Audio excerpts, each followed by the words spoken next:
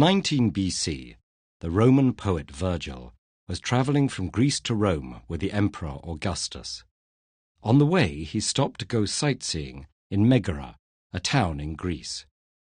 Out in the sun for too long, he suffered heat stroke and died on his journey back to Italy.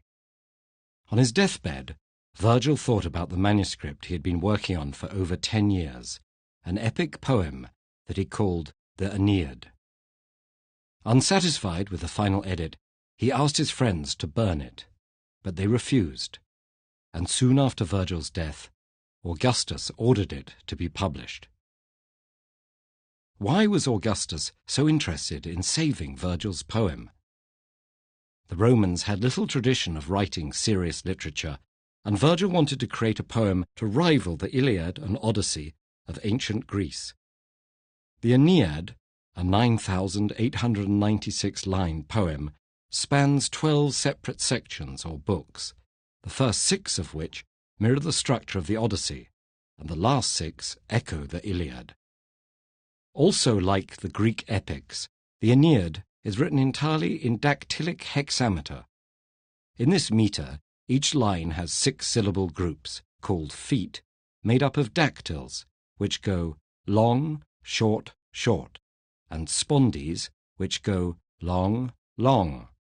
So the famous opening line in the original Latin starts Arma virumque cano, which can be translated as I sing of arms and the man. Arms meaning battles and warfare, another Iliad reference, and the man being the hero Aeneas. To understand the Aeneid, it's necessary to examine the unsettled nature of Roman politics in the second half of the 1st century BC. In 49 BC, Julius Caesar, Augustus's great-uncle, triggered nearly 20 years of civil war when he led his army against the Roman Republic. After introducing a dictatorship, he was assassinated. Only after Augustus's victory over Mark Antony and Cleopatra in 31 BC did peace return to Rome, and Augustus became the emperor. Virgil aimed to capture this sense of a new era and of the great sacrifices that the Romans had endured. He wanted to give the Romans a fresh sense of their origins, their past, and their potential. By connecting the founding of Rome to the mythological stories that his audience knew so well, Virgil was able to link his hero Aeneas to the character of Augustus. In the epic poem, Aeneas is on a quest to establish a new home for his people. This duty, or pietas as the Romans called it, faces all kinds of obstacles.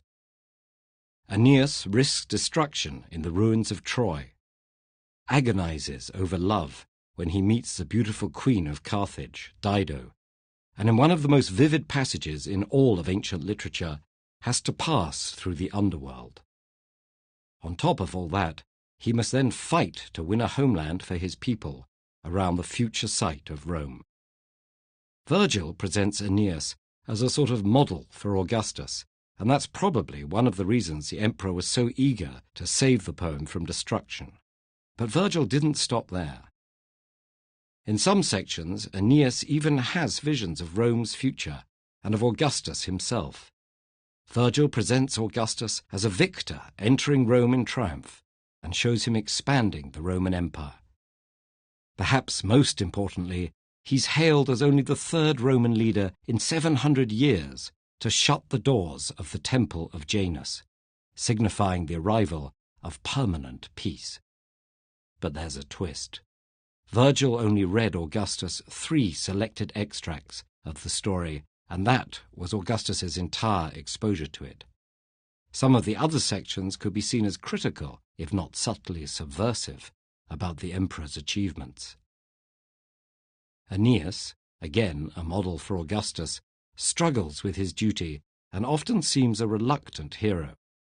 He doesn't always live up to the behavior expected of a good Roman leader.